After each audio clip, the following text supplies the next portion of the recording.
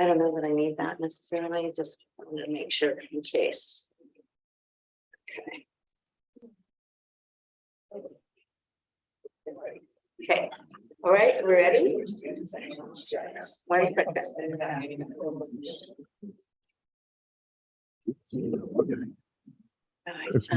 They were a line of printer. I don't know. Keep getting these packets in place. Ready? I would like to call the meeting of the Mountain View Los Altos Union High School District Board of Trustees to order at 7:04. Thank you for coming. The first thing we will do is the Pledge of Allegiance.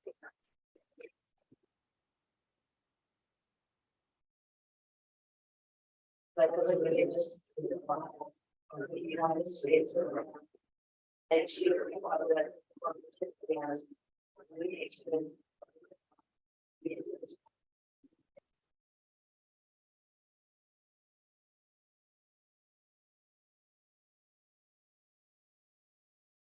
you.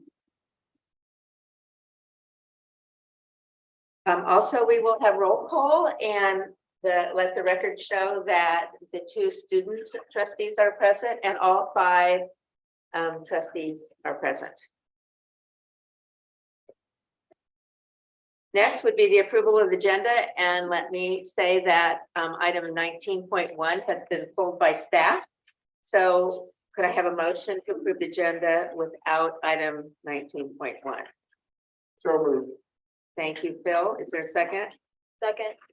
Okay. Any discussion? No? All right. All in favor, say aye. Aye. Aye. Sadie and Ava, you're on board with that? Okay, good. All right. Report out from action taken in closed session. The personnel report, I do believe, is in the consolidated motion. Correct. So we covered that, and we had a conference, but there was no actions taken. So we'll move on to recognitions and resolutions, and we have one resolution, 22/23-8, celebrating National Hispanic Heritage Month. Dr. Meyer, would you like to say something? Yes, thank you. We are recognizing, as stated, National Hispanic Heritage Month, and we have a resolution that I will read. Whereas the United States Congress approved public law in 1968 to designate the week of September 15th as National Hispanic Heritage Week, and the week-long observance expanded in 1988 by Congress to a month-long celebration. Whereas America celebrates the culture and traditions of those who trace their roots to Spain, Mexico, and the Spanish-speaking nations of Central America, South America, and the Caribbean. And whereas it is imperative for the good of our nation that schools continue to build awareness and understanding of the contributions made by people from all cultures and backgrounds. And whereas through the study of these contributions, students find role models whose participation, commitment, and achievement embody the American spirit and ideals. And pending approval of resolution, may it be resolved that the Mountain View Los Altos High School District Board of Trustees recognizes September 15th through October 15th as National Hispanic Heritage Month, and recommending approval that it be resolved that Mountain View Los Altos High School District Board of Trustees encourage all citizens to support and participate in the various school activities available during this month. Thank you, Dr. Meyer. Is there a motion regarding this resolution? I move that we approve resolution number 22-23-08. Second. Fiona seconds. Beat you to it. All right. Is there any further discussion on it? If not, Sadie, what do you say? I approve. Ava? I approve. Okay. Board, all those in favor say aye. Aye. Aye. We have no vote. 5-0. vote of our students. Moving on to reports and information. We do this every once in a while. We have our Measure E Bond Citizens Oversight Committee that's going to give us an annual report. And I would like to welcome Alan Siren to the podium, who will be presenting that report. Good evening. I'm Alan Siren. I currently serve as the chairperson of the Citizens Oversight Committee for Measure E, and I'm here to provide my annual report. You all should have received a written copy of it in advance of this meeting, so let me just give you a brief overview. The committee has met twice since I was here last in December, and then again just this past August. At both of those meetings, we were supplied with detailed line item expenditures by our GM Kramer, our project managers, and Michael, who was here at those meetings. We were provided with all the information we needed. We were given answers of our questions promptly. So we were very pleased that we're getting the information that we need to fulfill our role. In addition, at those meetings in December, we had a chance to tour the Mountain View campus. And then here most recently in August, we had a chance to tour the, Los Altos was in December and Mountain View was recently this past August. To date, as of June 30th, we've spent approximately 155 million of the 300 or so current forecast of what the projects will cost. I think we would like to mention that the committee was quite impressed with the stewardship of the funds and the management of the project over these past 2.5 years, where there were a lot of headwinds and many things that we could not anticipate, but it appears that the stewardship of the funds and the project says that we are still on budget, which is good with all of the uncertainties that we dealt with. At those same meetings, we also reviewed the reports of the independent auditors, Crow. They do 2 audits. They do a financial audit, and they also do a performance audit. The last audits that we reviewed were as of June 30th, 2021, and the 22 audits, I believe, are underway as we speak.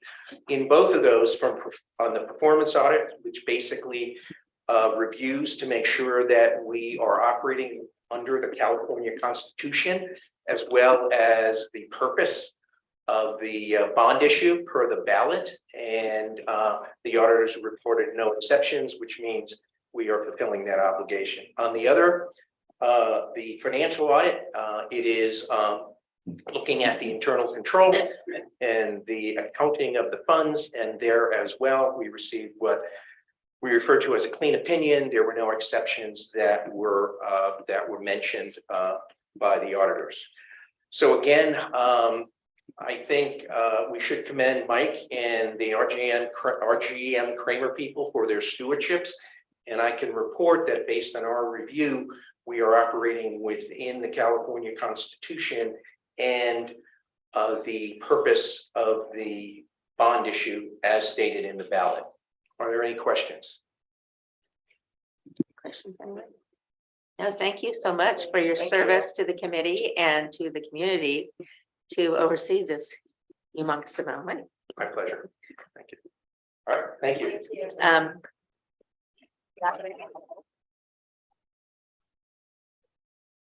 Okay, along with that, it is our responsibility as the board to accept the Oversight Committee annual report. Do I have a motion to that effect? I move to accept 10.1 Measure E Bond Citizen Oversight Committee annual report as stated. Second. And there's a motion by Debbie and a second by Phil. No more discussion. Okay, Sadie? Abba? Okay. Board, all those in favor say aye. Aye. That would be all, so there's no opposed. Thank you very much. Moving on to the board member reports. Does any board member have a report they would like to make? Nope. Now we have student board member reports. And oh dear, Who did I let go first last time? How about Ava, you go first this time? Sure. So there's not a ton going on, but there's definitely some things going on at Mountain View. Our homecoming activities are definitely picking up. Homecoming is within the next 2 weeks. So we've started the sale of our homecoming tickets last week, and our theme is Hollywood. So we announced our spirit days. So Monday is going to be gold out, Tuesday is TMZ Tuesday, which is like either dressing like a celebrity or dressing up like paparazzi. Wednesday is Teen Beach Movie, Thursday is Stunt Double Tuesday, so it's like twin day. And on Fridays we wear pink, so pink out. And we are also starting our homecoming court nominations this week, which is an opportunity for 16 of our seniors to be on the court. And our class caps are preparing for our float night with their flower parties, which they do weekly. Last Friday, I had a meeting with Dr. Glazier where I talked with her about different points of student feedback on campus, and that was really great. And I'm looking forward to talking with her further on that.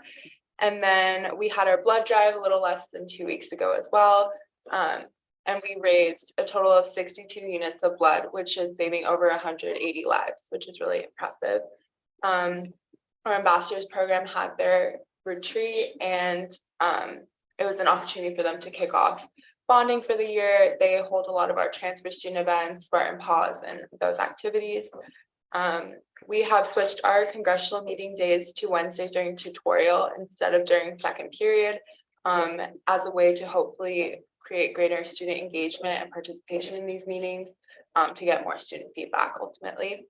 And lastly, for our seniors in peak college application season, there's been various college visits, mini college fairs, and essay workshops that have been much appreciated and popular events on campus.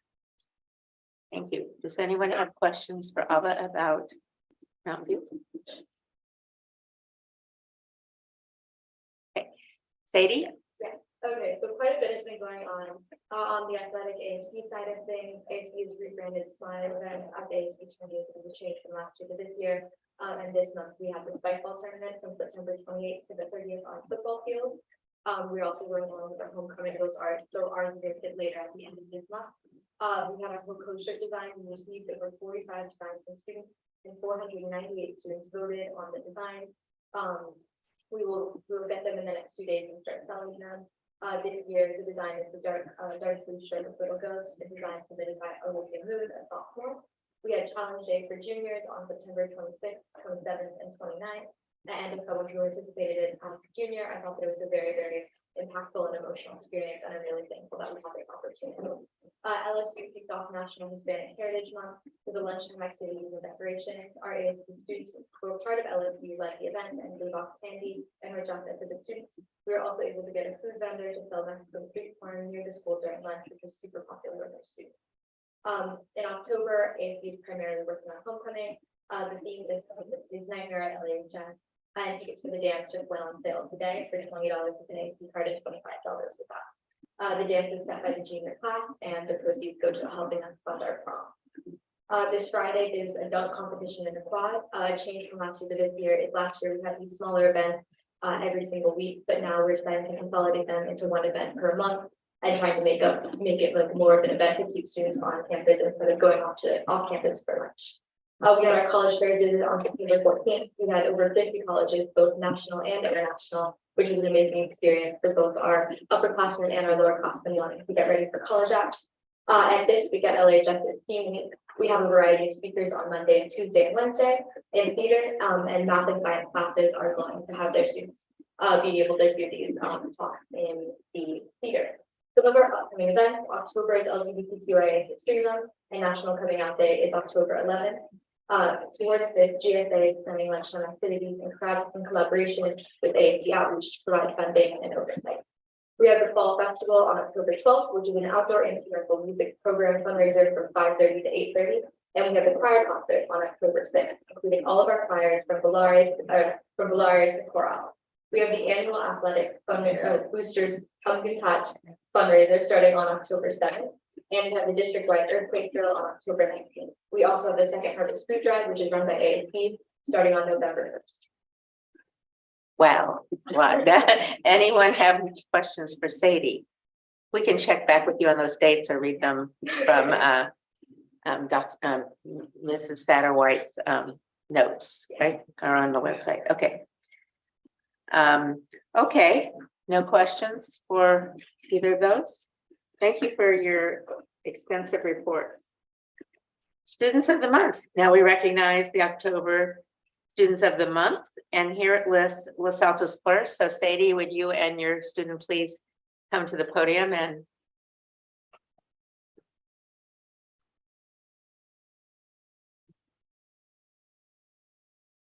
thank you. Okay. Los Altos High School is proud to honor Aurelia Aguilar Garcia as our October Student of the Month. It is a privilege to recognize all of her accomplishments throughout her time at Los Altos High School. Aurelia is a strong student and is passionate about biology and plans to conduct biomedical research as an undergrad, PhD student, and beyond.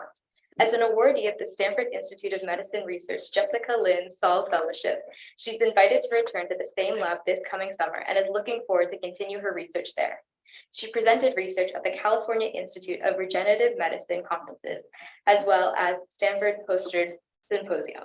Her favorite classes include AP Bio, Biotech, AP Lit, and AVID, and Choir. Not only does she like to study science, she likes to make sure that other students have the same opportunities to do so as well.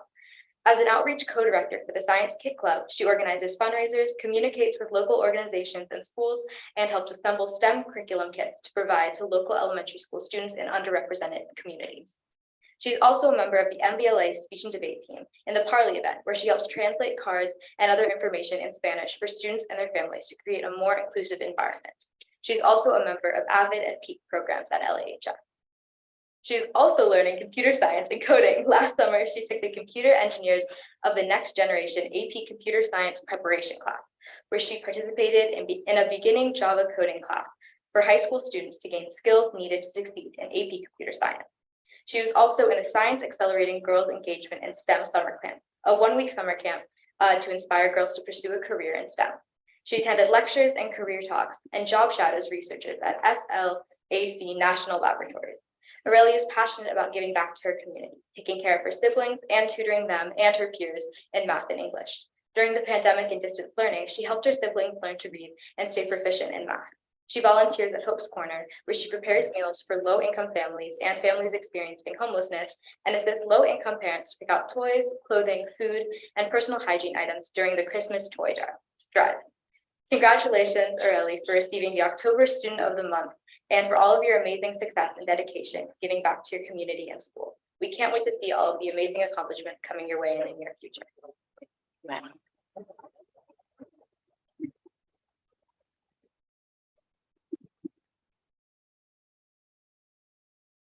Does anyone have some questions? Sanjay? Sure. Congratulations. Thank you. Very impressive resume. Very impressive resume. Much more than I ever did when I was your age.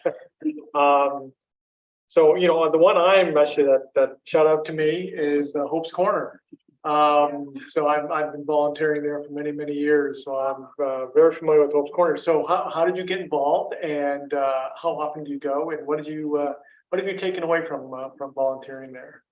Yeah, so as someone who has grown like as a low income individual, you know, I've been trying to like give back to my community, and I actually found out about Hope's Corner through a friend who started going there last year.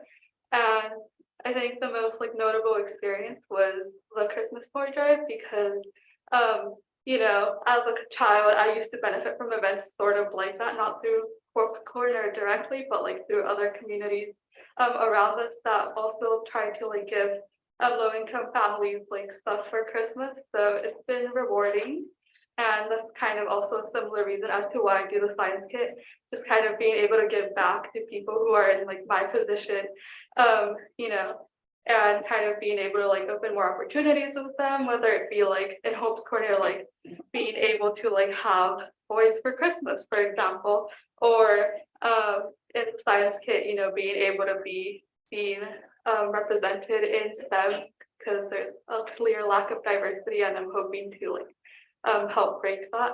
So Oh, great, wonderful, congratulations. thank you. Anyone else? Okay, I do have a question. Do you have any me time, like the time where like you're not doing something for other people? I mean, do you feel any stress or how do you emotionally handle all this? I mean, I would be lying if I don't say that I don't feel stressed. But you know, I've learned to manage it. You know, I do have time for myself. Like it's been a learning experience to learn how to like manage both the extracurriculars and academics, and also making sure that I am taking care of myself. So I definitely like, you know, if I spend time with my siblings, that's not necessarily like a thing I view as an extracurricular, but more of a family bonding time. And I think that just because I view it as something that allows me to like just kind of relax for a bit, helps me like reset and then be ready to tackle on the other things that I do. So Okay, that's good. It's Yeah. good. After reading all of that, what you do, I was just hoping that hopefully you have some breaks in life to just be you. Yeah. Okay, well, we have a certificate for you, and we do photo opportunities with our students of the month. So we'll take a photo with you, and you have some family here that would like to join in the photo. I brought my mom. Okay, come on, Mom. In the photo. Yes. Down the road. Okay, Mom.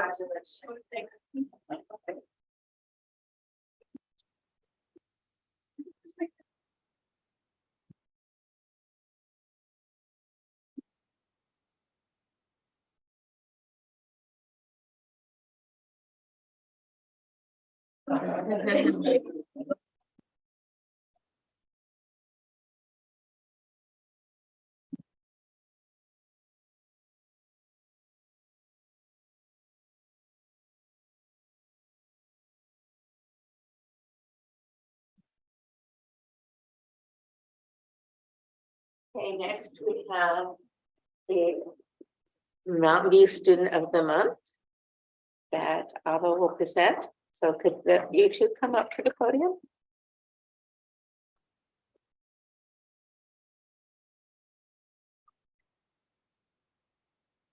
Mountain View High School is proud to recognize Kate Stone as our October 2022 Student of the Month. Kate is a current senior at MVHS who is a fundamental part of both our athletics and academic community. Kate has been a varsity athlete for all 4 years of high school, participating in cross country, soccer, and track, and serving as the captain for all these sports during her junior and senior year. She has played soccer for 13 years and currently plays on the MVLA club ECNL team, which made it to round 16 of national playoffs this past summer. Kate was also a starter as a freshman on the MVHS girls soccer team who won CCS Division I in 2019. Last school year, she led the girls soccer team as the co-captain to win leagues, CCS in the open division, and made it to the semifinals of NorCal. She also spent her summers as a soccer camp counselor for Montoya Soccer Academy, where she helps young kids develop soccer skills through interactive games. Sports have been a place where Kate has made some of the best friendships and memories throughout her time in high school. Kate also devotes much of her time to volunteering for MVHS. She's an avid tutor, president of the Spartan Buddies Club, and vice president of National Honor Society. As president of Spartan Buddies, a club that creates friendships between mainstream and special education students, she organizes and leads leadership activities for over 200 students. Kate's favorite subjects are math and science. Throughout high school, her favorite classes have included AP Biology, AP Physics, and AP Calculus BC. Kate finds interest in science and math because of their appeal to logical and functional thinking. AP Biology has been the most enjoyable for her because of the opportunity to learn about the human body and how it works on a deeper level.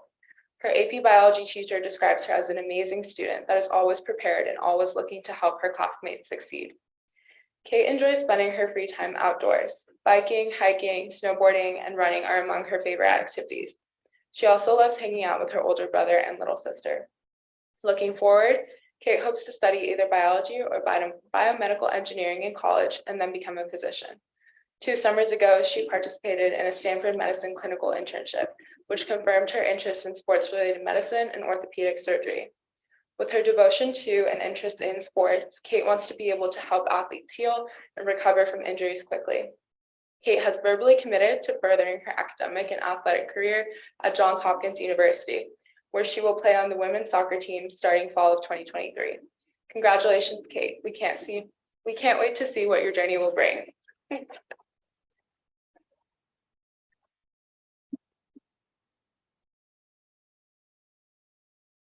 Hey, does anyone have questions for Kate?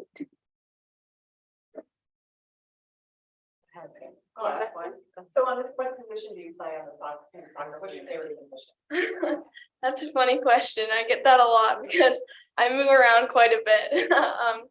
My favorite right now is probably outside back, but I've played all of them and I'm constantly moving and it's always a puzzle of where I'm going to play next on any given day too. So Good. yeah. Good one, endurance.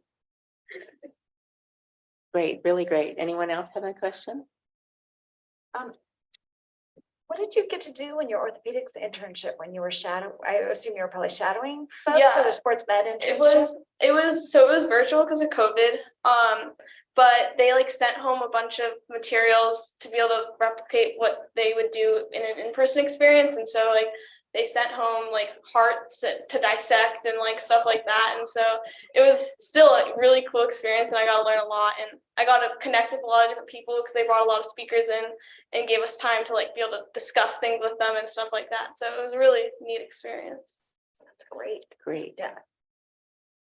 Okay, well, we have another photo op then, and so we'll come up with you, and you have some family here.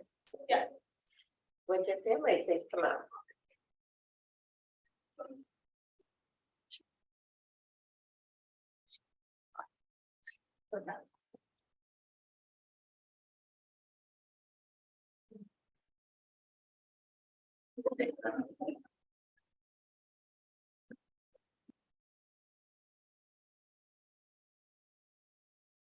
Yes.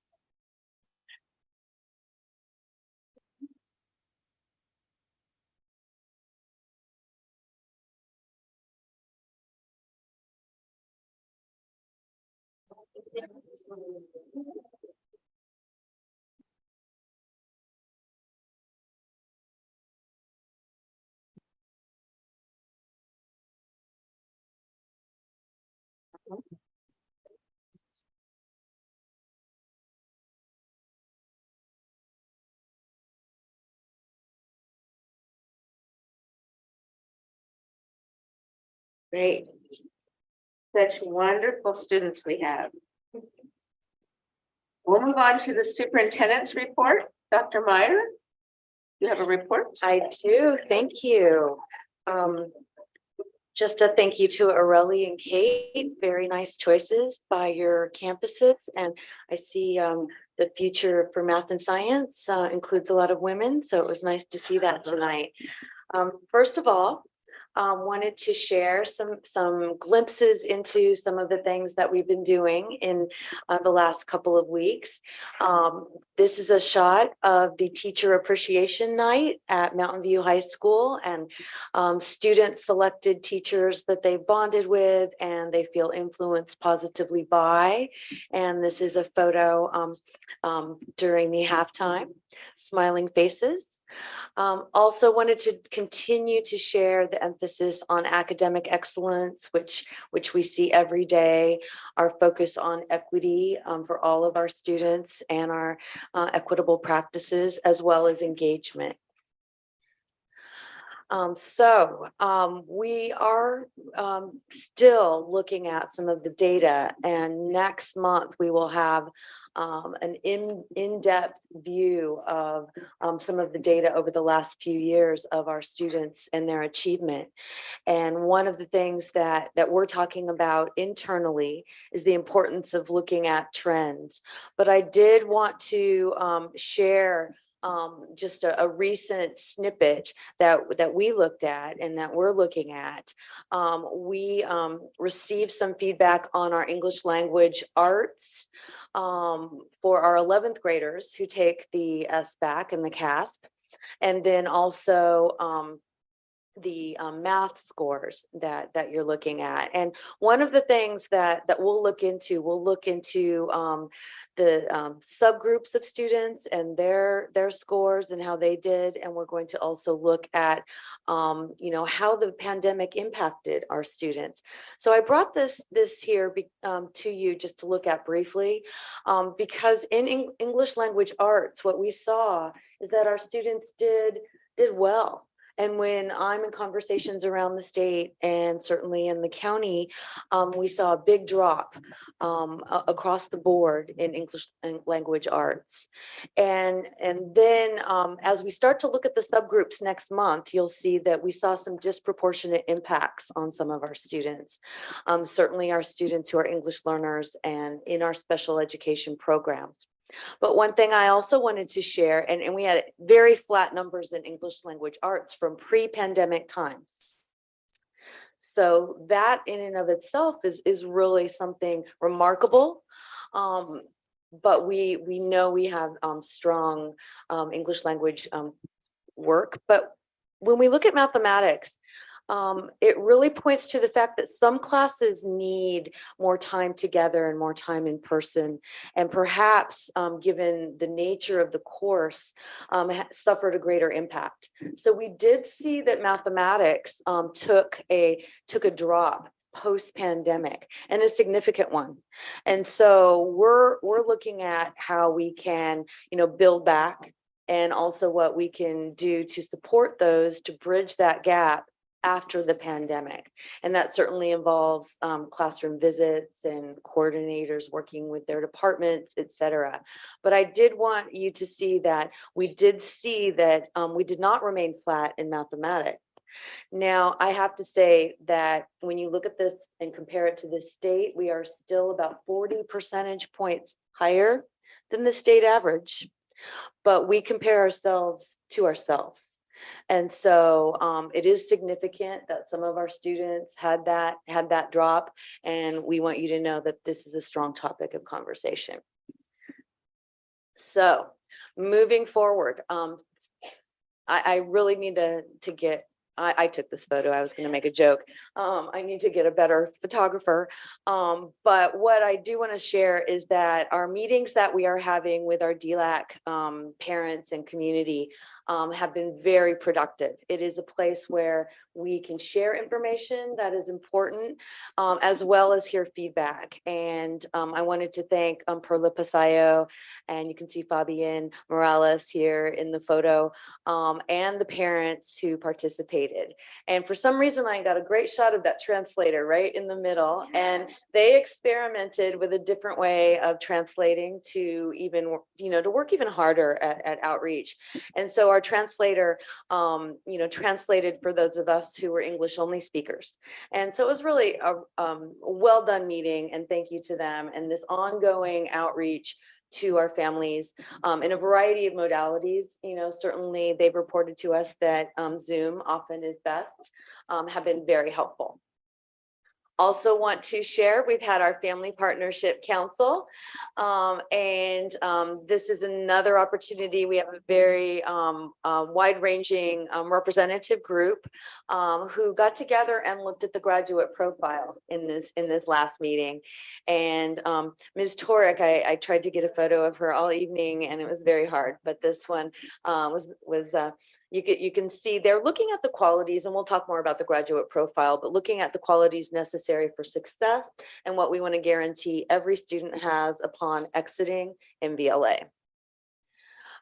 Moving forward as well, our meetings are back in force. And so our AVID team leaders, here you can see at Mountain View High School, we had an AVID meeting early in the morning last week. And our students spoke about how AVID has impacted their lives.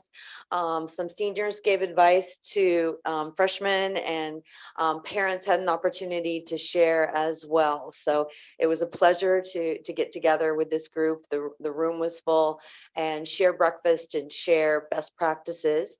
So thank you to the AVID team for putting that together.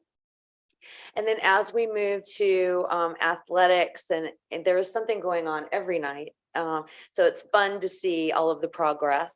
And so you can see the cross country of Los Altos, and you can almost feel like you're there on the right. Great photos and action shots, and you can see some of the football from both campuses. And we really encourage everyone to participate. It's a great way to see our students in a different light. And then also in celebration of Hispanic Heritage Month, there were activities going on at all of our campuses. And on the left, you see some students from Los Altos. And then also you can see the senior sunrise, which is always a fun activity. So it takes a lot of planning to make these things happen. So thank you to our ASB and others who make it possible. And here we have a club rush, and I received about, 20 photos. And this one on the left, I just could not pass up. You can see the government club, probably a club I would have joined, perhaps others on the dais would have joined. And you can also see different clubs had a variety of activities to encourage others to join, but just unique. I think they really went all in there on the left and the right, for that matter, at Los Altos High School. And then here at Mountain View, if there is a dog, I will try and get their photo. But you can see Spartan's Paws occurred last Friday with their puppies, and all sorts of different events that they have to reduce stress and to bring awareness to wellness. It's a wonderful event. And then here you can see Dr. Kip Glazier there. You may notice that she wears yellow on more than one day a week. And I'm teasing, I think it's great. And they are there celebrating the National Merit Scholars, and both campuses had such a strong showing of these scholars. As I looked around to different counties, some large districts may have had one or two. We had quite a large number from both of our campuses. And then you can see we had our Stanford Blood Center drive, and some brave, generous souls were contributing to save lives. So always an important event, especially this time of year. And here you can see Alta Vista. So they have always had a fondness for animals, but we're seeing even more here. And they had a support animal visit, which was new to Alta Vista. And then on the right, they took a field trip to San Francisco. Was it San Francisco State? San Francisco State, and here they're getting acclimated and getting a taste for campus life and seeing what the future could hold. So I was very excited to see that field trip, and hopefully we'll see more in the future. And then in addition, at Alta Vista, Freestyle had a college night, and they brought in a college coach to speak to them about offerings at Freestyle, Harriet Katz. And she came to speak to Freestyle parents in the multi-use room at Alta Vista. And then also, we have a lot of Alta Vista, which is great. Last week's Aztec Achievement Award went to Jonathan Ortiz, and a lot of great comments about how thoughtful he is and how hard he works within the classroom, and just how proud the Alta Vista family is of Jonathan. And so these recognitions are increasing, and it's really nice to see that encouragement. One other event of note, this Thursday, Adam Smiley, I think that is his real middle name, Pozwalski, and he has a great smile. He will be presenting on making friends as an adult. So we're looking forward to this speaker series for a lot of reasons, but when you have a strong network of adults, it really supports the children of the community and the young people of the community. And we are a very strong community. So this will be an opportunity to have this discussion.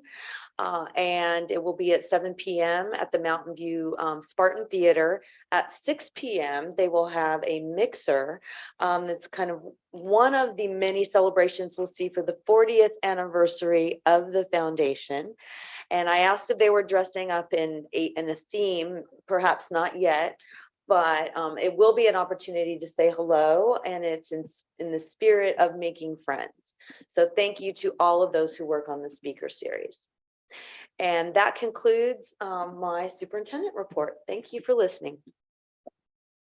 Thank you. Is there any questions?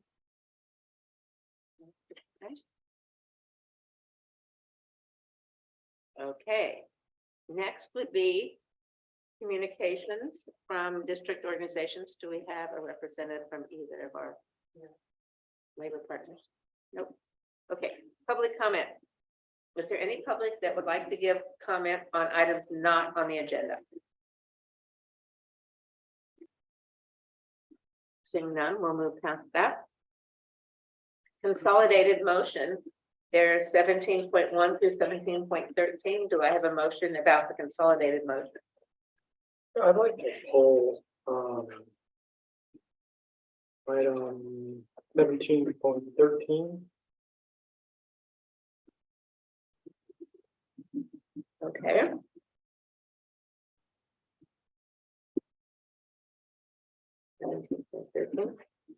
Think that. What about the teleconferences? Huh? The one about the teleconference? Yeah, more about something. Fiona? I was just gonna make a motion for the rest of them. Okay, I move that we approve items 17.1 through 17.12. And just a quick note that that's 12 is a change of date for the next meeting. here's a second. Second. Is there any other discussion about the ones that we are going to vote on? Sadie? I agree. Alpha? Okay, board? Aye. Aye. Aye. Opposed? No? Okay, there's none. All right, so 18 is items pulled. Not read a full item. Yeah, full item.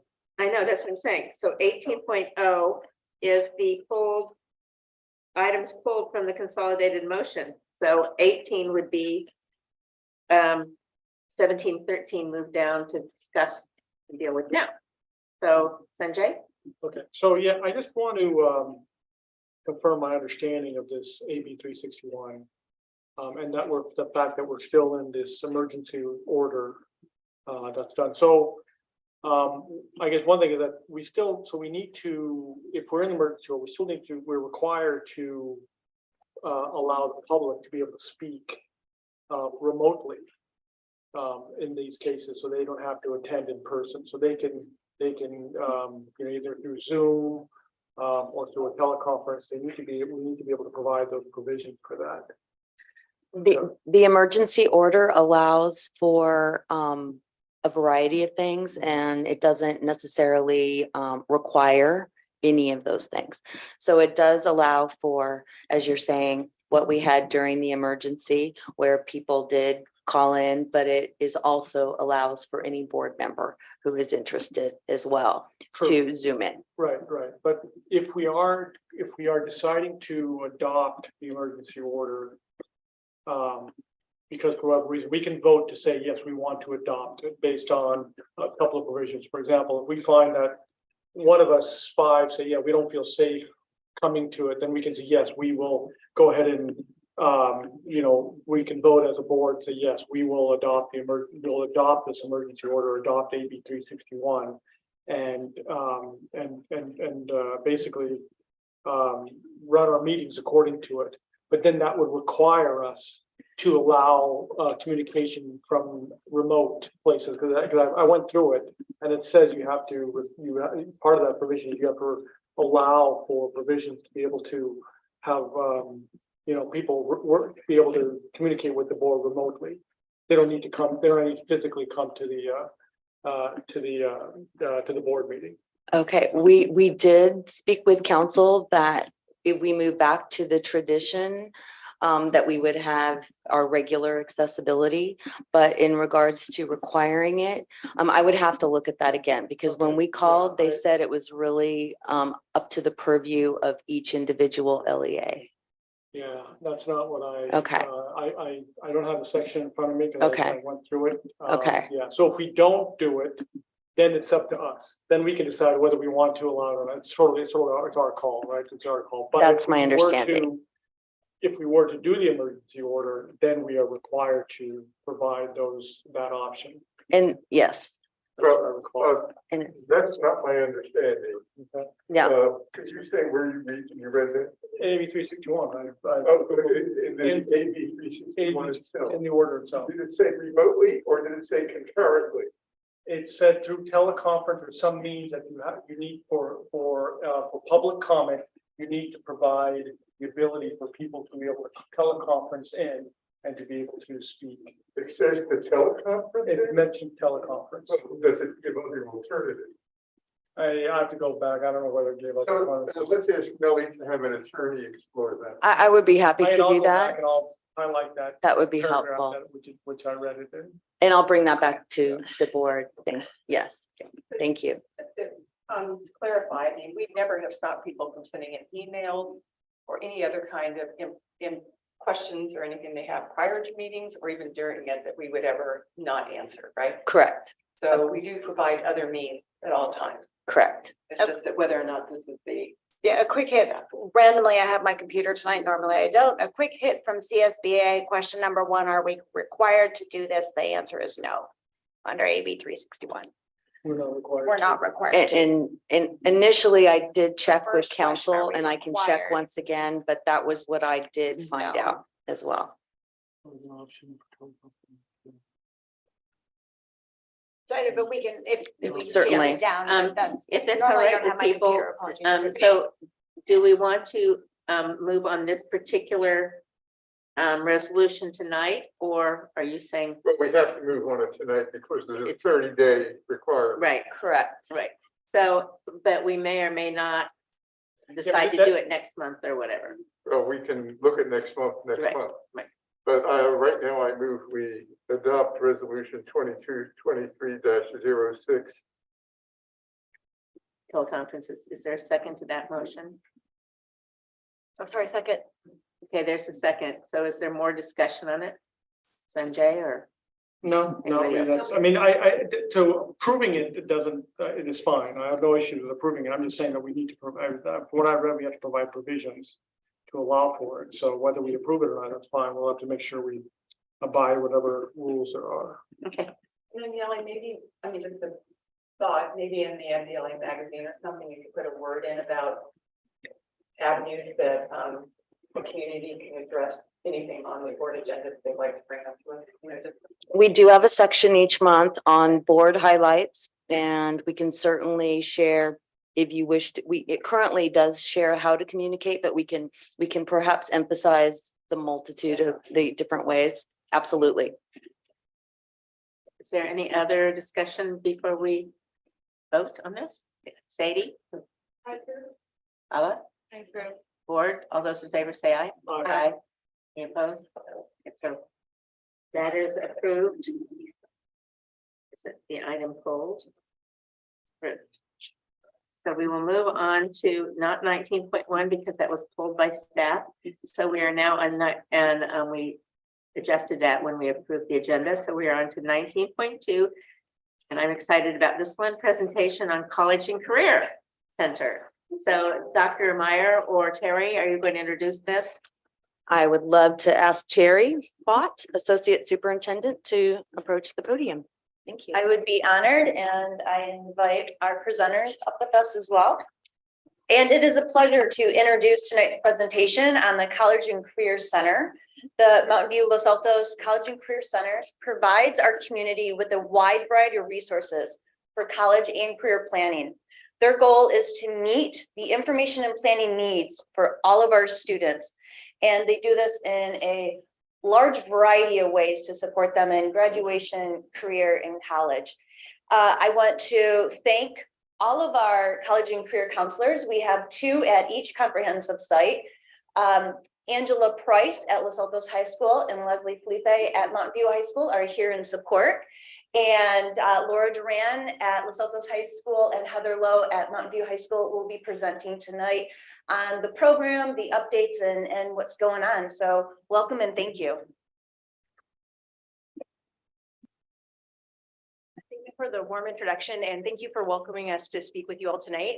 This is my first board meeting, and it's my first time meeting many of you in person. So I would like to say thank you to the student representatives for highlighting so much that we're doing in the College and Career Center. So appreciate that. We've been introduced, but this is a photo of us at the college fair a few weeks back. So I'm you know who we are. When it comes to our guiding principle here at Mountain View at our college and career centers, fundamentally, we're always drawn to the mission of supporting all of our students and their futures after Mountain View. The majority of our students want to continue on to four-year universities. That is the majority of students, but we also embrace with respect students who want to go on to the military, a gap year, community college, and apprenticeship, and more. When it comes to our work, we really are involved with multiple stakeholders as College and Career Center folks. So we are involved with the school counseling department very closely. We plug into the resources that they provide, the presentations that they do. And we also support our academic teachers. So they can have presentations upon requests. And we can also get quite a bit of support from our community partners. And we'll touch on a few of those specifics later. All right, new initiatives.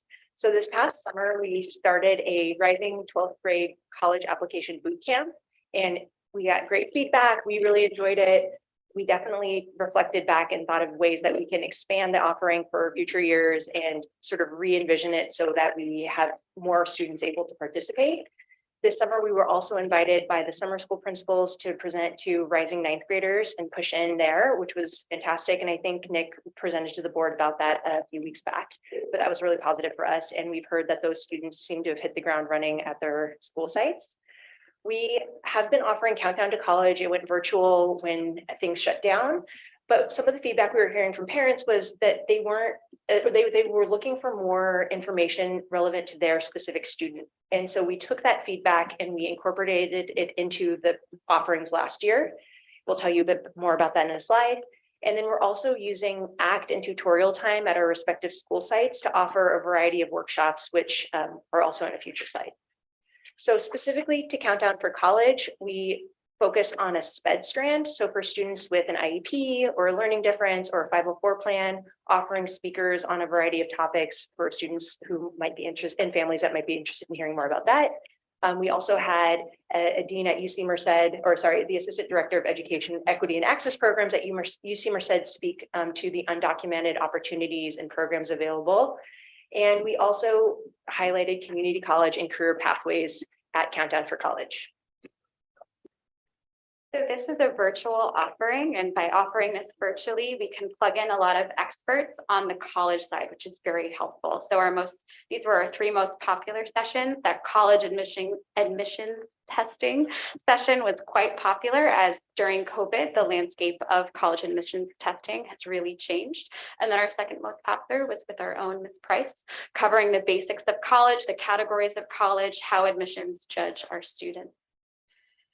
Here are some of the specific topics that we cover in our workshops during ACT and tutorial. So these are timed for particular times of the year for our senior students to be relevant and supportive when they're going through this process. So we cover quite a bit. Some of these are open to underclassmen, some are specifically for seniors. All right. Yeah, and we just wanted to highlight that we're really trying to share information in a variety of formats to meet students and families where they're at. And so, as you can see, we have our individual College and Career Center websites where we're able to quickly update information as it comes through. We're also managing 2 Instagram accounts and often tagging each other and trying to build some momentum there. We are very grateful for Parent Square, and we're using that new platform. And we have a YouTube channel, so you can subscribe now. Okay, sorry, still me. Ongoing offerings. So we have continued to offer college rep visits. We brought back the college fair in person this year. We started the mini lunchtime fairs. So thank you for mentioning that earlier. We continue to offer college application support. We continue to go into the classroom and meet with all seniors, all juniors, but also in targeted groups. And then we continue to have evening community presentations for grade level and then specific parent groups. We wanted to highlight some of our specific events to show how we do our work with different people in our community. So college rep visits are a really wonderful opportunity for students here at Mountain View and Los Altos. So often the college people who are visiting our schools are going to be one of the people reading our students' applications, and students can speak to those people, ask them what they're looking for when they're applying to college. It's a really wonderful opportunity. It's also an opportunity for us as college counselors to get to know those college folks and build relationships. So that way, if they want to reach out about our students or we want to reach out for them to count on for college, they know who they're talking to. So last year was virtual and this year was in person. For the MVLA College Fair, it was also a really highly attended event. We had a lot of families there and got a lot of really wonderful feedback. And I think it's also really helpful in demonstrating how we work with a variety of people, right? Laura Duran coordinated with the culinary program and got them to provide food because these college representatives often are traveling from place to place. That was greatly appreciated. We also have these wonderful facilities to show off this lovely video that a student put together. It was a really great event and really wonderful to see our community participate in. I think. Yes. So continuing with ongoing services, the college advisors are meeting with the class, the seniors this fall. We send out the weekly bulletins to students with activities and ways to get involved. We provide walk-in support for students. They can communicate with us through email, again, through social media. And then just a thank you to everyone for allowing us to do professional development. And so we're trying to stay on top of these trends as they come up and continue to build those relationships, both with our college partners, but with also our peer institutions on the high school side. So thank you for supporting professional development. And then just to clarify a couple of those stats, those visits work at each of our school sites. So it's not a combined number. We each are hosting 150 visits by colleges, and each school site is having 150 plus senior appointment slots in the fall and 300 plus appointment slots in the spring for the rising seniors, so the juniors. And yes, we fact check those numbers because it does sound like, how is that possible? But the amazing team is able to do that. When it comes to our spring services, we do transition a bit into supporting our juniors one-on-one as they are beginning the process. Also, it's scholarship season, right? We have a lot of really wonderful community organizations that provide scholarships specifically for our Mountain View and Los Altos students. So we really support them in getting those applications done.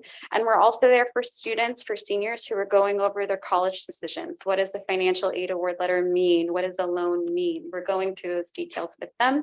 It's a really wonderful time, but it is somewhat of a stressful time for our seniors. And then this photo features a career fair that was happening outside. If you are looking at the construction, perhaps you can guess exactly what month it is. Maybe some of you know better than I do, but it was a wonderful event to see our students getting involved and getting some work.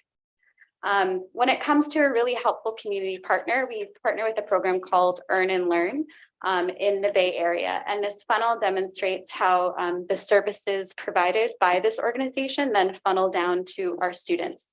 So we're given a lot of support through the district office in order to provide these services, and they can exist in a variety of forms, from providing very specific, very expert career speakers as part of career panels, or within a classroom, right? We will ask teachers if they want a career expert in their classroom.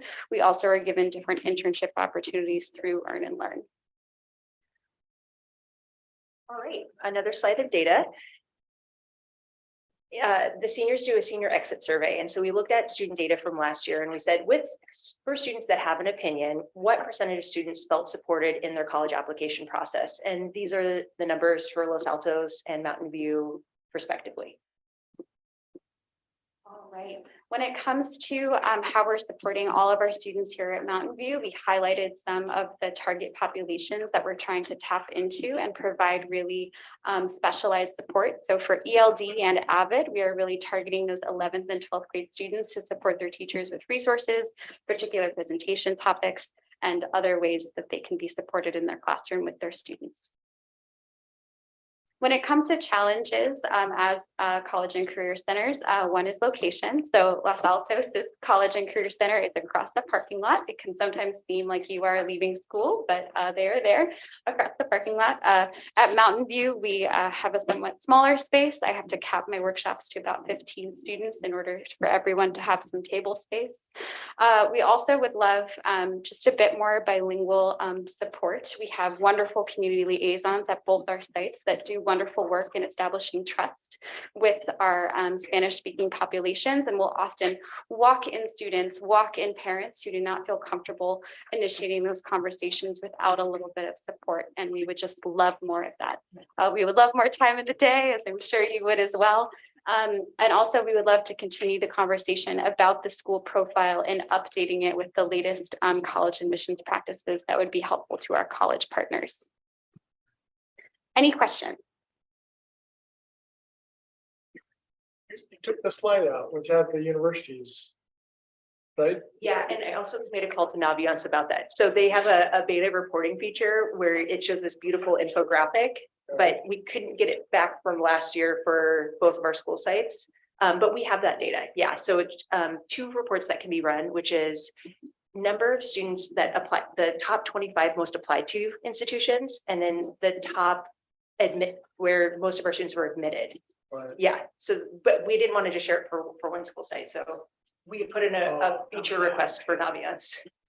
Okay. They don't So it can't be, so so you had it for Los Altos, right? That Yeah. isn't- And why couldn't you get it from Mountain View? What was the reason? It's a beta report that I just thought was very visually pleasing, so I just happened to run it last spring, but it's not Oh, it's available not available to like now. run it for Got it. It was last. only available Yeah, at that time. yeah. Okay, Yeah.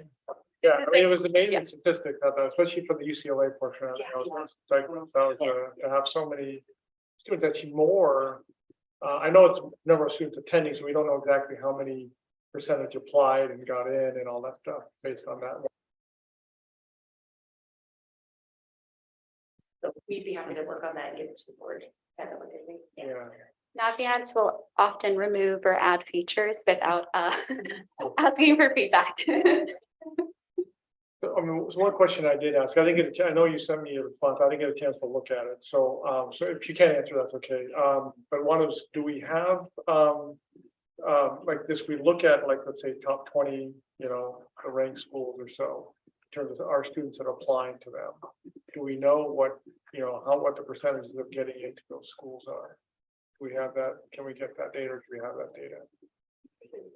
Yeah, we can get that data. When it comes to looking at like percentages of students admitted to schools that are very selective, or I like to say highly rejective, there are a variety of factors as well that Naviance doesn't capture.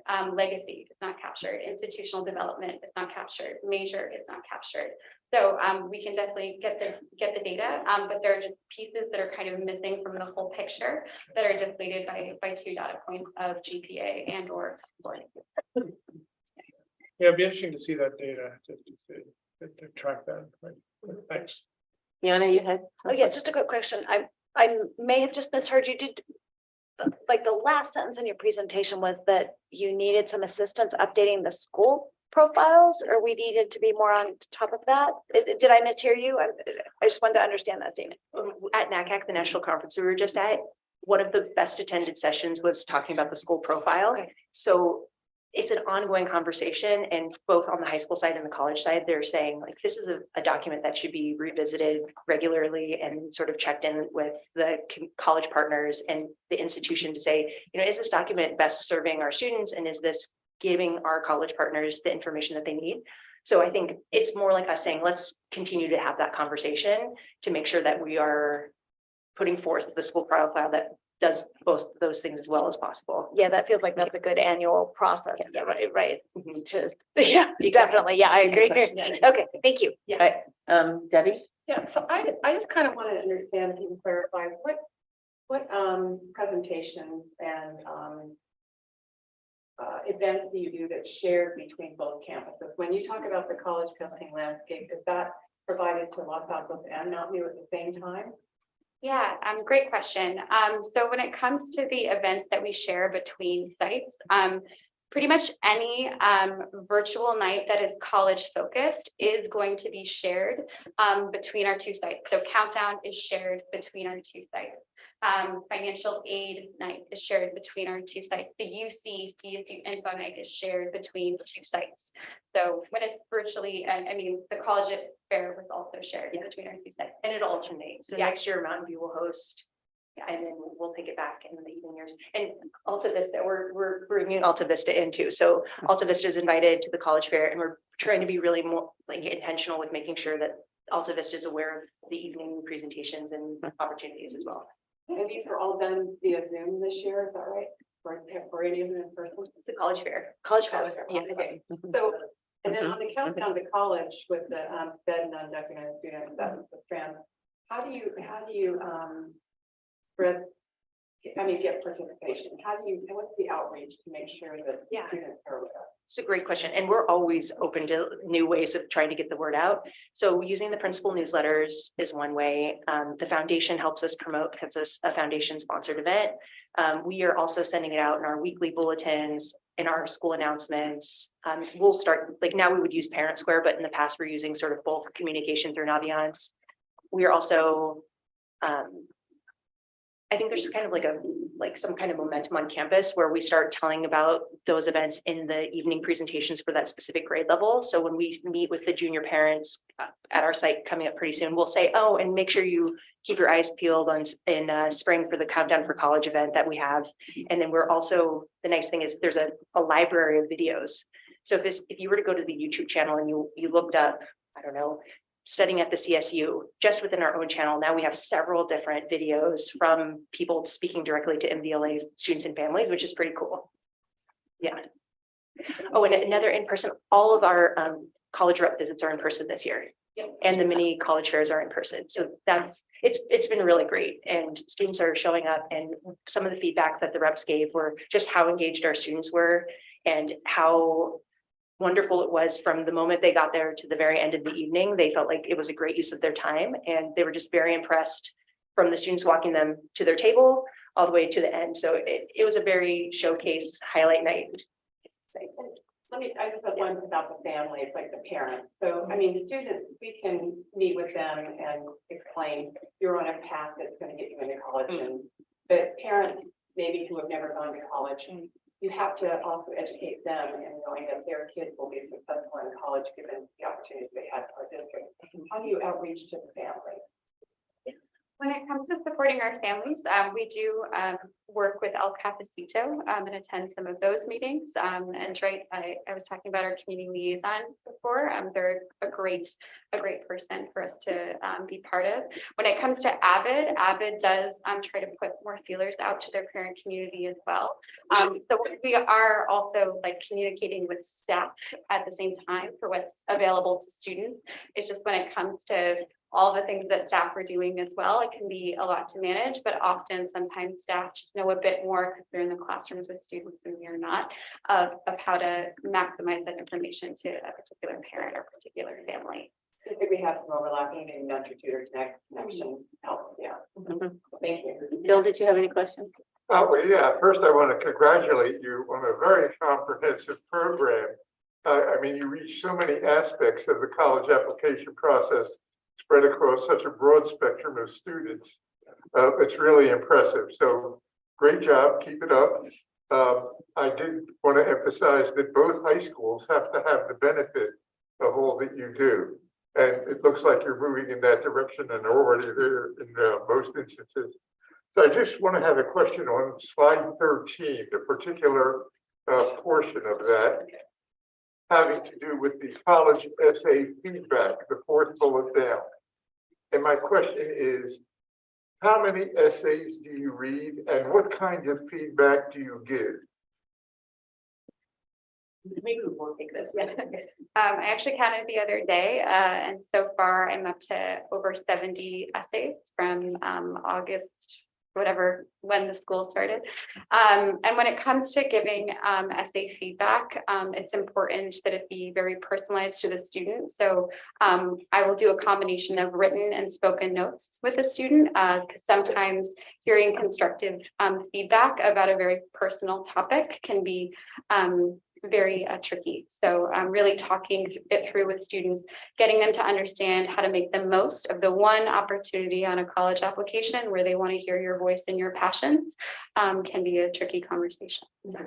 Yeah, and similar numbers at our school site for each individual person. But I think another thing to highlight is just really validating the student's experience and the student voice. Our students are amazing. And I think sometimes they wonder, like, is this what I should be sharing? And so it's really just saying, yes, speak your truth, give the details, keep it in your own perspective, and, you know, read a couple of the online essays, but then just write your own essay, and then helping them brainstorm topics if that's the point of challenge. But really just highlighting the student's experience. And those are really the magical essays that we're seeing come through. Yeah. So I think that's great. It's a great deal of personalized attention. That's exactly what it needs. Because from what I understand, the people who read these essays want to get a real feel for the kid. Yeah. To actually feel that they're getting to know this kid personally. And I think what you're doing helps in that direction. One thing I do want to make sure is that you have the kids on a realistic timeline to finish this essay in time to go into their application. I once had to mail, back in the days when I was working, and you had to mail reports. I had to mail a report on New Year's Eve. And apparently there were college deadlines that night. There was a mother in there with her son who was still filling out his essay by hand. Let's not have that to one of our students. No, these are the moments that I think keep us all awake at night when we're like, you know, like keeping an eye on the calendar. So I think the way that we've been trying to approach it is by getting information out earlier. And the foundation has done a great job of providing the college counseling handbook. And in the back of that handbook is a very clear timeline. So we'll often reference that resource. It just got translated into Spanish. Michelle had been working on that. And then I think that the other thing that can be helpful is English teachers. Sometimes they'll assign some type of personal writing. I know the school, I don't want to take the school counselor presentation, but they'll tell you more about how they're also getting students thinking about tapping into their voice and personal writing. In the boot camp, yes. So the new summer boot camp was another way before school started to get students writing and brainstorming and getting feedback early. Yeah, Great. We're on the same page. Great. Yeah. Well, I have a couple of questions too, and that is one of them, you're hooking in Alta Vista now. How about like middle college? Do those kids come over or whatever? So middle college students are kind of seeking this out more on a one-on-one basis, if they have particular application questions. But middle college students also do have their own school counselor support. That does quite a bit of massaging with their college applications, but I see one particular middle college student on a pretty consistent basis. So it's as long as they have the time to come and meet with them, we definitely support them. Yeah, same with college now. We're in regular contact with Gary McHenry and his students come in. Yeah. And then in Naviance, and the schools that you apply to and you get into or not, some kids apply to a lot of colleges. And how accurate, since it's self-reported, right? Do you think it is what they reported they applied to compared to, you know, they got in or not, or they wait until they see if they get in and then they report that one? Or, I mean, do you have any sense on whether everybody tells all? You know? I don't know. When it comes to self-reporting, there is going to be definitely a margin of error there. What's really important about Naviance is it is giving students like that personalized historical MVHS or LAHS data that gives them a pretty good idea of the range of where they should be. Right, if you have a student who is applying to very, very selective schools that only admit less than 5% of their students, and those are the only schools on their list, and they keep on seeing the average GPA for sometimes over 24 schools, it can be a very helpful planning tool in getting some of those ideas. But I would love for Naviance to be better in a variety of ways, but I think it does capture like the main idea of that data. And then one more on the parents, you said parent square and so on. So does the parent probably get this, all the same notices about all these things happening as the student, or some of them the parent gets and some of them the student gets? Because I know sometimes the parents say, I don't know if my kid's doing something like that, and they're going, well, they are, but the parent doesn't know it, or whatever. And then of course there's the parent that may not have gone to college themselves or whatever, and they might not even be thinking that student needs to do something like that, when you know that for that path they would need to. Yeah. I maybe it's magical thinking, but I really think Parent Square is a really useful tool because parents can customize how and when they receive that notification, and they can like it. And I can see if people opened it. So I think when we start maybe pulling some data, because that's a focus, we can actually see who's not opening any of the communications that we've sent out, who's opening and clicking. It's a very useful tool. So I think we haven't used it long enough to see all the capabilities of what we can infer from that data, but it's there. So definitely something we're aware of. Yeah. Anybody else have more questions? I just have one comment that I'd like to make. My son's a senior, so we're kind of going through all this. So I want to just really show my gratefulness and appreciation for the availability that you have. I think I'm able to see it, and that you're just available for students, and not just for students, even for me. I mean, a shout out to Miss Felipe. I've gone into her office unannounced, and she's answered my questions. So really appreciate that. So to me, just being available for the students is just phenomenal for them. I think we're very, very lucky to have all of you, leading our college and student center. So thank you very much. Thank you.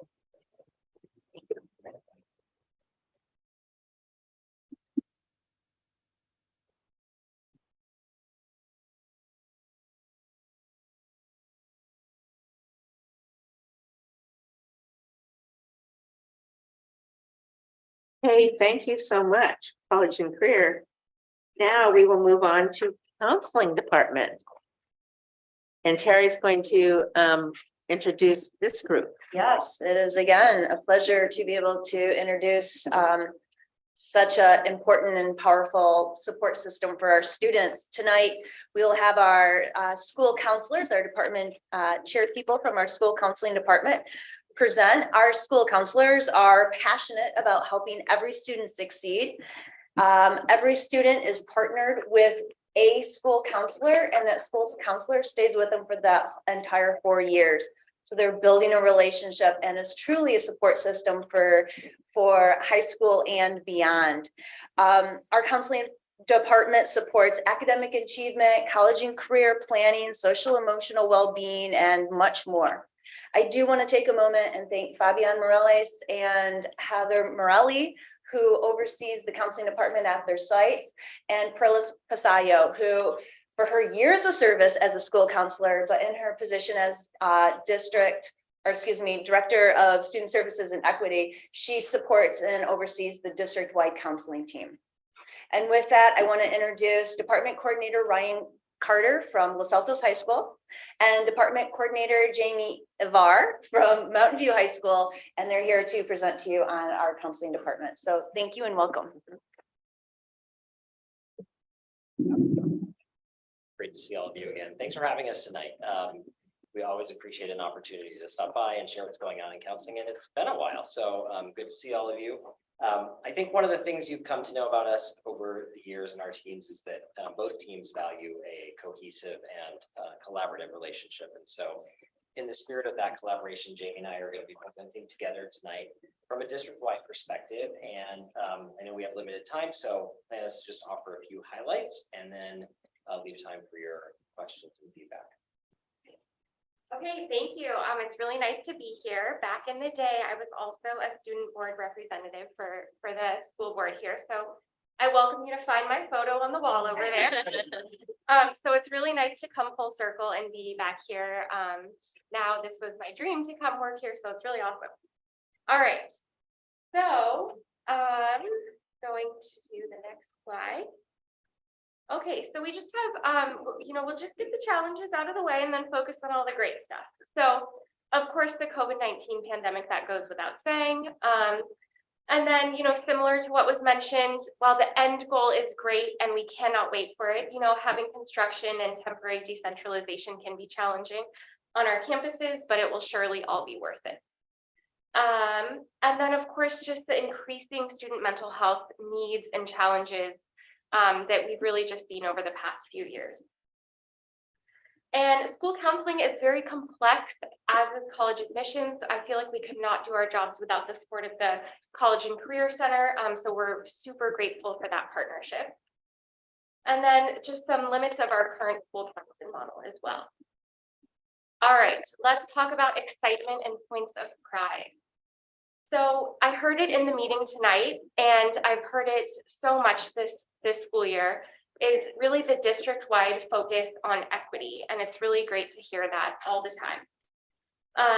We also are working on looking at what MTSS, which is a multi-tiered systems of support, means in terms of counseling and our professional development focus for the next few years.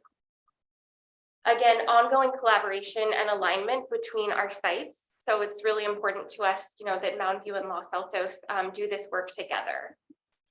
And then, as I mentioned before, as well, we absolutely could not do our jobs without the College and Career Center. And I am so grateful every day for referring students to the website and letting them know about all of the wonderful resources that they create. Lots of partnership with student groups. I'm currently the AVID counselor for sophomores, and we are working on planning a counseling and AVID cookie decorating party in November. So we're always trying to get out and front and center around our students more, and that's really fun.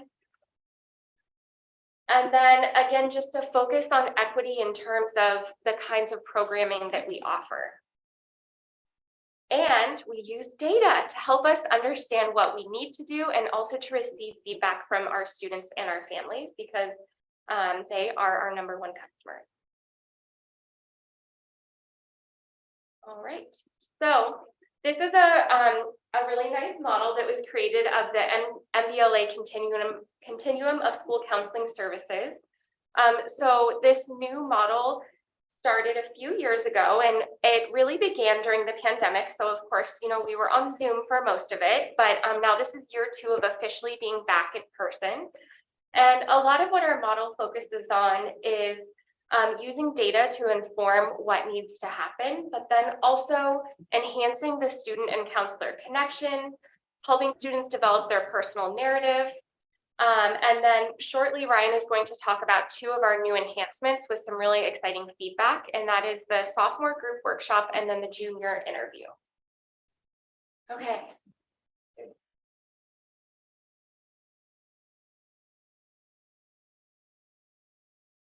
Okay, so as Jamie just mentioned, we are really proud of our implementation of our enhancements over the last couple of years. And again, I know we have limited time, so we're just going to focus on the 2 most prominent student service enhancements that we've implemented over the last couple of years, beginning with the 10th grade small group workshops.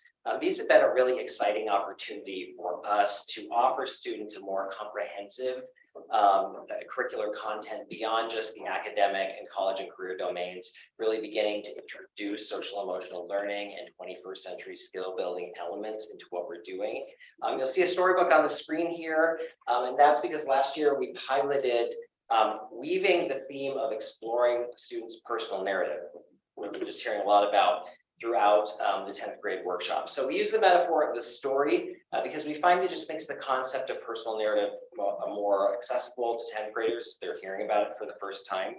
And we thread that metaphor throughout all 3 content areas. So I want to tell you a little bit about those content areas. The first content area is navigation. One could also call this self-directed learning. We call it navigation in the meeting. And really, this is a hands-on opportunity where we take students in and they navigate through the systems that help connect them to academic success, post-secondary goals, and their overall wellness. So looking at things like Naviance, going in and navigating all the great features in Naviance, Aries, helping the students understand where they can go to monitor their graduation requirements, college entrance requirements, introducing them to a variety of post-high school pathways, as well as school and community resources, things like academic resources, mental health resources. The second content area that we focus on is building the 21st century skill of communication. And this is where we actually have students do our new My Story personal narrative exercise. And so what we ask students to do is visualize themselves as authors. And they've been commissioned to write a story, and the story is about a main character, and the main character is them. And we first asked, and the storyline or the plot of their story is about their high school experience and what they want their high school experience to be about, what they want included in their high school experience. And then if their book is a smash hit and they're asked to write a sequel, that's about what comes next after high school. And so we have students first start by writing. They sit down and we have them write and begin by describing themselves. Describe yourself. Passions, interest, areas of interest, areas for growth, anything. Just write about that for a little while. Next, write about what you envisioned wanting your high school story to be about. And then finally, what do you think might be coming next for you after high school? So they write about that first, and then we have them pair up. And then we have them practice communicating that to each other conversationally, describing themselves, going through that whole exercise again. And then we bring them back and we debrief. And we talk about how was that for you, talking about yourself, describing yourself. And most of our students report that it's pretty difficult for them, or at least it's pretty awkward for them. And they tell us it's because they haven't had a lot of experience writing about themselves. They write about other people, other places, other things in school, but not about themselves. Same thing about describing themselves.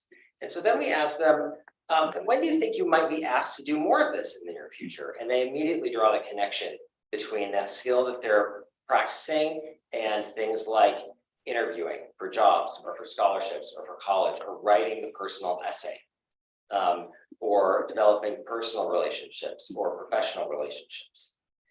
So that's a little bit about what we're doing there. And we're really trying to draw a line, a connection between that important life skill and the immediacy of needing to develop it as they prepare for upper grade levels. The third area that we focus in on is authentic engagement. And this is where we ask students just to consider all of the things they just wrote about themselves. And then consider all of the things that they are either involved in, considering to be involved in, the choices they're making, the courses they're taking, and how do those things align, or do they? And it leads to really valuable discussion and learning between students on themes like, when I'm engaged in things that really matter to me, I'm happier, I feel more fulfilled, I'm more motivated to do well, I have better outcomes. And so that's the kind of learning that takes place in those activities. And we really like the activity, and I think our students really like the activity, first and foremost, because it's so highly interactive, and students are learning not only with each other, but from each other. And you can really see that learning taking place. And I think that's one of the real benefits of group work for this activity. If you know me, you know I do not like a busy slide, but I thought it was really important to highlight some of the really strong data that we've collected for our 10th grades about the small group workshops. We were really excited to see over the last 2 years that students report that they are meeting our learning objectives that we set out for them in these workshops, and that they're also finding the content of the workshops useful and meaningful.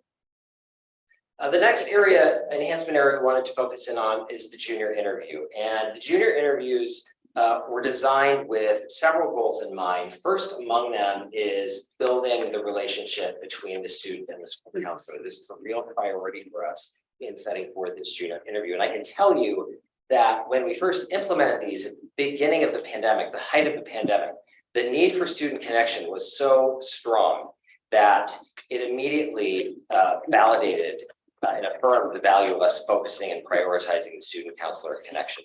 And we didn't know how that would play out, in subsequent years as the pandemic evolved, but it turns out that students continue to report that just as meaningful and just as valuable to them.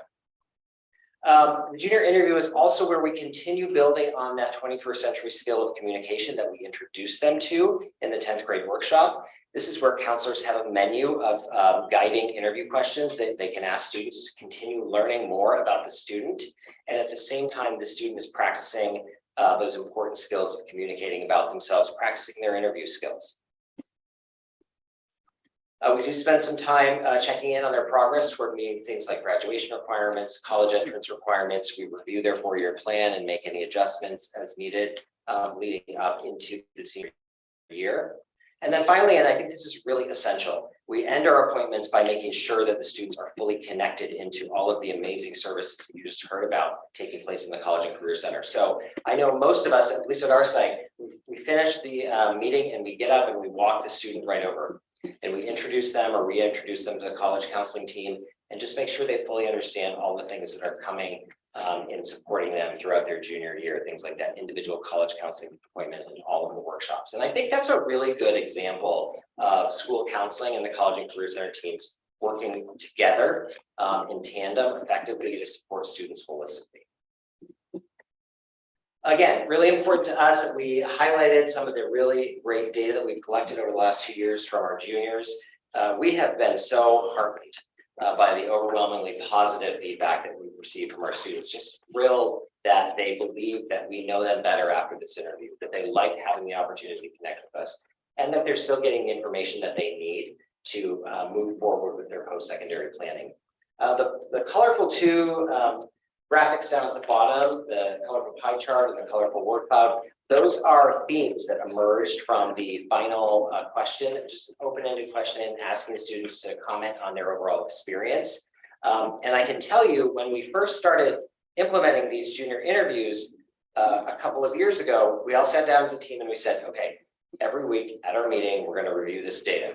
We need to do this to assess how we're doing. And everybody agreed this would be a really important thing for us to do. So we all agreed it would be important, but I don't think anyone expected reviewing data to become the highlight of their week. And in fact, that's what ended up happening, because we come into the counseling meetings. For us, it's on Friday morning and we roll in kind of tired from a long week. And the team would be like, let's look at the data first thing. This is the first thing we want to start. We need a dose of that data. And the reason was it was just so invigorating to read how students really valued the connection time with us. They found the skills they were practicing to be useful, and they really appreciated doing this in a fun and low stress format. Okay, and so I just wanted to say that I think that all of that has really encouraged us to not only continue collecting data, but also to continue being committed to a growth mindset, continue to keep an eye on ongoing improvement in the services that we're offering our students and our families. And I think that leads into what you're going to talk about next. Yeah, thank you. So, so definitely, so where are we now? So right now, and I really appreciate what Ryan said about the data, because it's vulnerable to ask for data, but it was definitely really fun to open up that spreadsheet and refresh and watch the new information come in. And I think that using data in our counseling model is really powerful, because it's telling us what's working for students and parents, and then areas where we need to grow. So really, we're going to spend the next few years just kind of looking at the enhancements that we made and, how is this working? Are we still getting the same kind of positive feedback that we received initially? And then with the district-wide goals around MTSS and equity, really thinking about that as well while we reflect on the enhancements that we've made. And then there's new legislation, which is AB 2508, which also talks about the importance of MTSS within school counseling. So we're already on track with where they want us to be going. We're already doing some of that. And we do have 4 district-wide counseling meetings a year where our 2 sites come together, including the College and Career Center. And we kind of give updates on how we're doing. We talk about the alignment that we're in and the various activities that we're doing, and also review data together. So we had our first professional development day where we got to do that. And then we came together to review all together with Perla, which was really great. And that's all we have for you. So the next thing would just be if you have any questions or comments. Start with you, Fiona.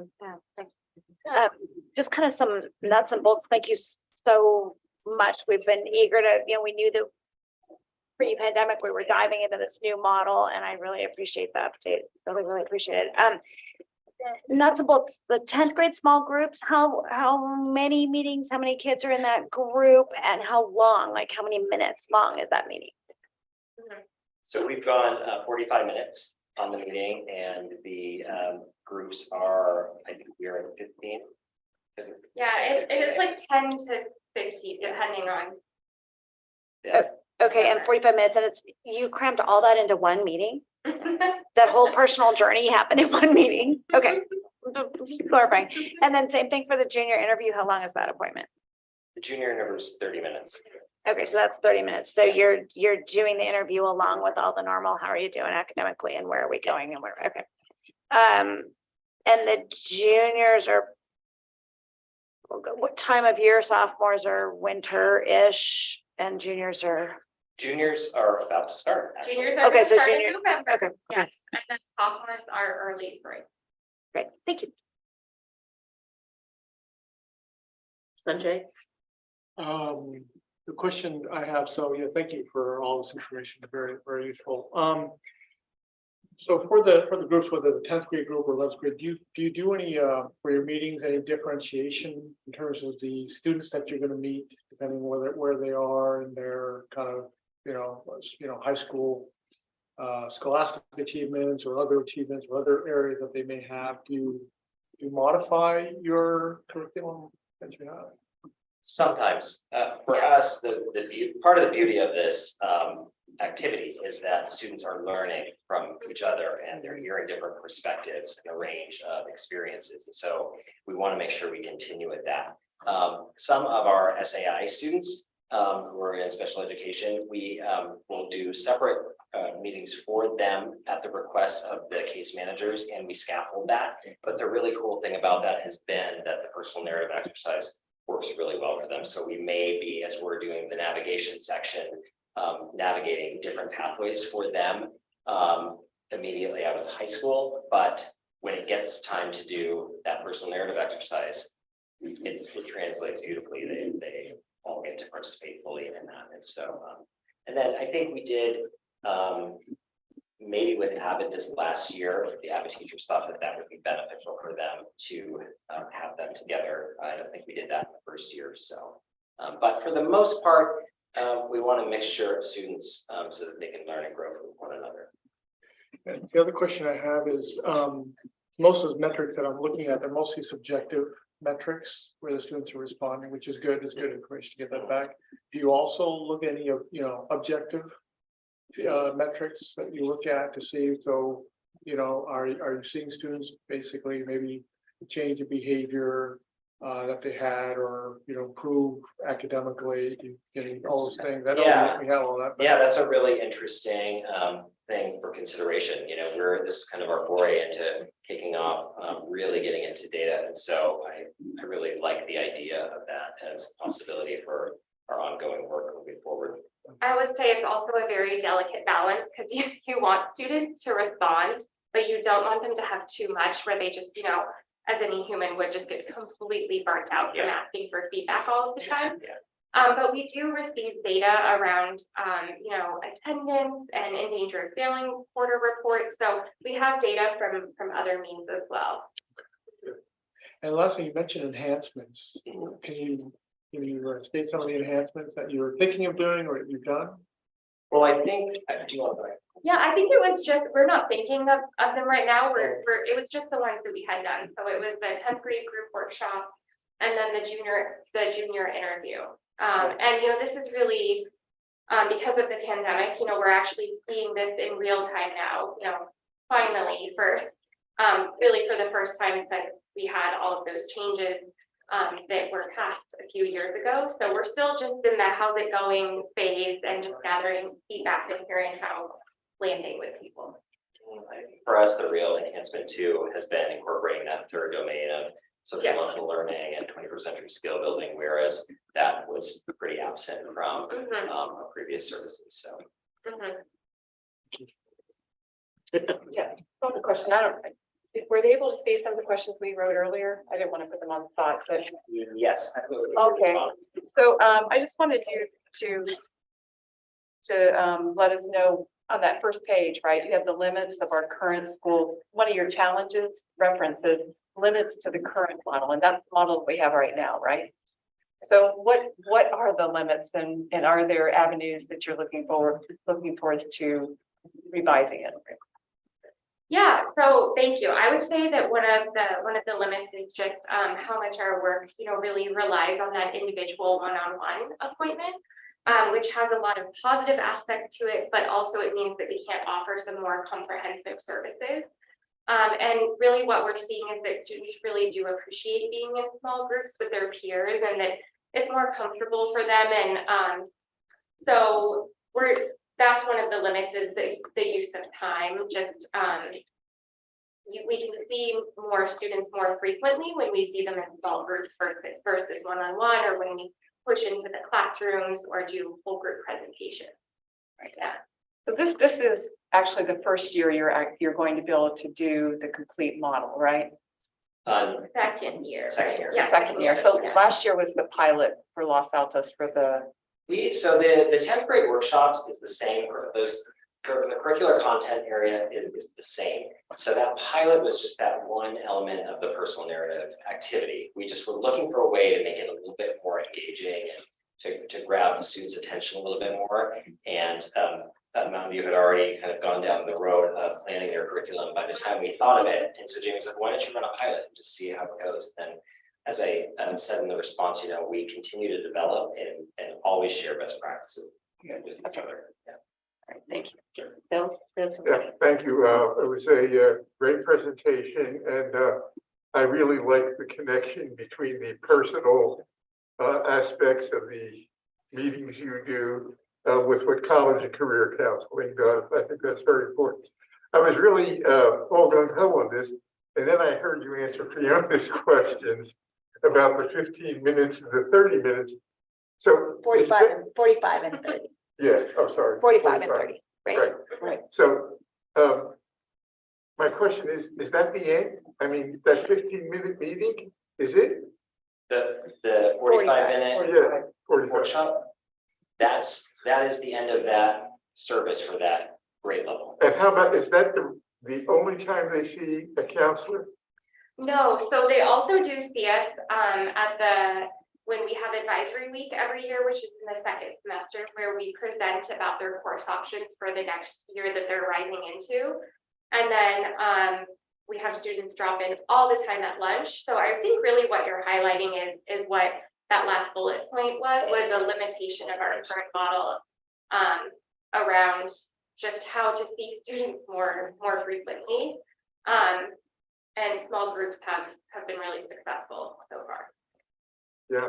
So I'm wondering whether there is a follow-up to either of these meetings where you ask the students to write something about what they did at the meeting, either expand on their personal exchange, how they felt the communication went, something that gets them back in the mode of talking about themselves and presenting it for somebody who's reading it. Yeah.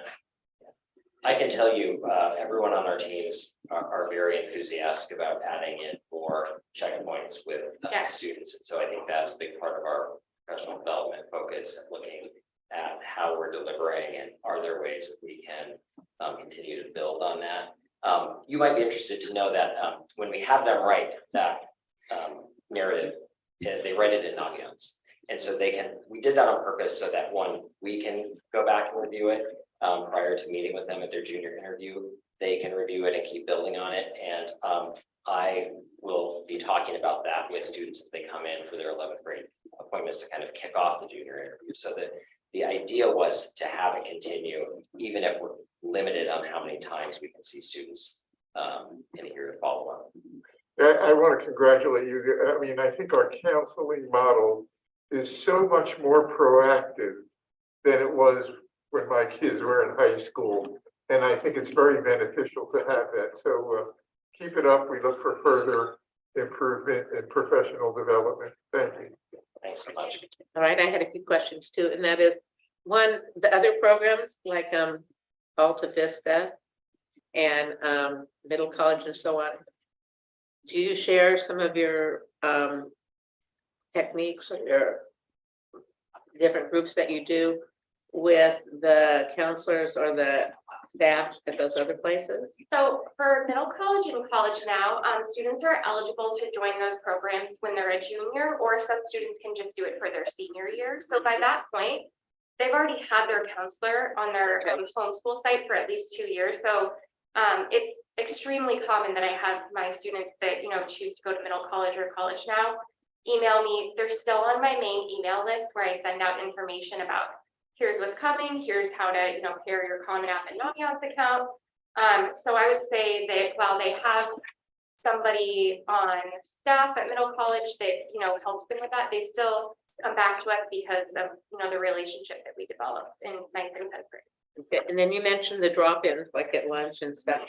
So is that the only time that they can come drop in to see you, or do you have open periods or whatever where, So or not during every the student- tutorial, that you don't call tutorial, but during act or? Not every student has a free period, so that's why lunchtime is when our offices are really busy. And then sometimes students at Mountain View, it is called tutorial, at Los Altos, it's called ACT, right? Right. So sometimes we do have students come in during those times as well, or they'll email me and say, hey, I actually have a free 4th period. Are you free, next Tuesday?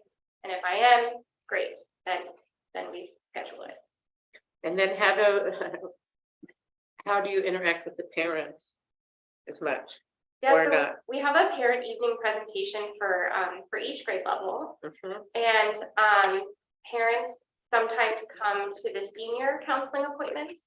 And then they also sometimes come to the freshman counseling appointments.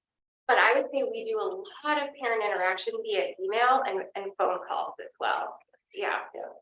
Yeah, since the pandemic, we were on Zoom for a little while, and then since our full return, we've offered parents the option of either coming in person or Zooming in with us, and I think that's been really appreciated, especially for working parents who it's too much for them to get out for that amount of time. Yeah, Or- the pandemic has had a couple, effects so in that regard. Yeah, or thanks to technology, they'll say, I read your email, I know where to go to your website. I'm gonna talk to my kid when they come home. And it's like, great, that's whatever works for your family. Mhm. Great. Thank you. Your department does great work too. And thank you to all of you, all the Cs, college, career and counseling. Thanks. Oh, actually, student board members have questions. Ava? I was just wondering, is there any sort of set implementation of updating Naviance in place for sophomores and juniors? Because personally, something I found is that we kind of started Naviance freshman year, we left it, and then we came back senior year, and it was just kind of Yeah, so that is, I would say, something that we're constantly working on. So yes, there are reminders about it sophomore and junior year, but I hear you, that is definitely a common, this was really cool in 9th grade, and then so if you have any suggestions for what we can do to improve that line of communication or make it more appealing to go into Naviance, I would love to hear it. Yeah. That's why we really built that personal narrative activity into Naviance, just so it starts to become more of a hub that you're going for a variety of things. So. Thank you. And did those guys miss it because you didn't start it until after they were already passed? No. Dave was Sophomores. Dave was there last year. He was an excellent participant. Yeah, okay. Yeah.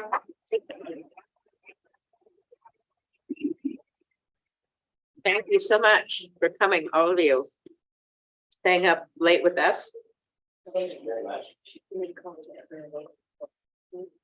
All right, now we're moving on to 19.4, which is a resolution on the application to the CTC for a variable term waiver. There's nothing to talk about on it.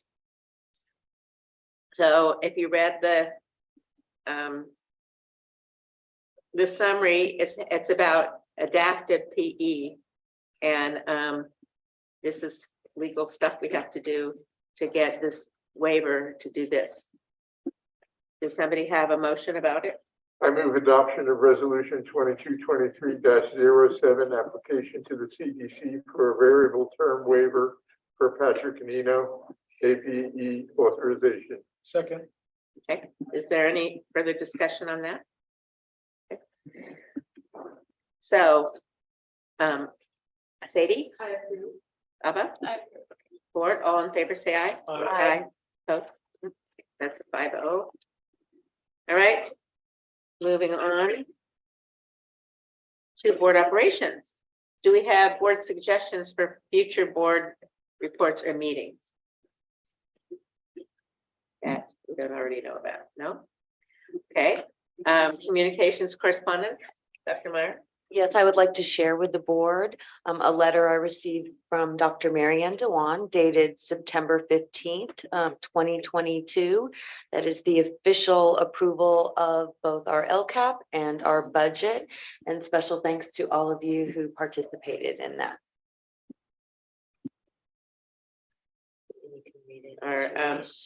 Our group up the chain approved of our work. Correct. Actually, can I ask, I want to ask communication to Phil, Mhm. and I'm putting you on the spot. Any update on CHAC president or executive director? Marcia's Uh, stepping down. Marcia, yeah, Marcia. So I was surprised to see, I was surprised to see your email when they sent to us. So I just, and if you can't talk about it, that's fine. No, I'm curious. she actually, her plan was to retire much earlier than this, but when the pandemic struck, she basically felt she was the only person who could possibly direct it, and she was right. Okay. So she did a tremendous job. She's really earned the retirement. She's a little older than she looks, so she's not quitting early, let me tell you. And Jack is, gearing up to find a replacement. I think we're in pretty good shape, and I think we will find someone. It's a demanding job, and it takes special talent to do it. But we found them before, we'll find them again. Okay. So this wasn't a surprise, I felt. No, I was board president during that period. Okay. At Czech, and she told me at the very outset that she was going to do this, Got it. but she didn't want it announced, so I just kept it quiet. Mhm. Are you using a search firm or anything? Oh, well, we're deciding that. Just curious. It looks to me likely that there will be an interim who will have that position temporarily, but that person hasn't been selected yet. Since we have such a relationship with them. Yes, Curious we do. around here, so. And it's very valuable. So, any other communication? None at this time. Okay, date, time and place of the next meeting, just in the consent agenda, we approved changing the meeting from Monday, November 14th to Thursday, November 17th. So that will be the next board meeting. And after that, the last one of the year will be December 12th. Any questions? I have a quick question. We received an email about an opportunity probably for you, Catherine, to be in the Mountain View Homecoming Parade. I didn't see a reply go by. Did you guys? I don't remember getting that. Yeah, that Did I get definitely came in probably a week and a half ago. Oh. Sorry, I did. Catherine's super underwater with the campaign. I'm sorry. Campaign and everything. Okay, well, I better go. If I get to be in a parade. Anyway, I was just curious. I never got to go be in the homecoming parade when I was that age. So I can go Could I now. perhaps ask our student representatives to share our interest and excitement about Okay. being in homecoming? Yeah. Great, That would be fun. with whomever's in charge of that. Yeah. Thank you. Okay, great. We don't need to resume closed session. So we don't need to reconvene to open session. So we are ready to adjourn if someone will make a motion to that effect. I so move adjourn. Second, please. Second. There's been a motion that's been seconded to adjourn. Sadie, what do you think? I approve. About, you, Abba? I approve. Okay, board, all in favor, say aye. Aye. Opposed? No. Okay, so, the meeting is adjourned at 8:57. You're reading your digital clock, right? I was trying to read the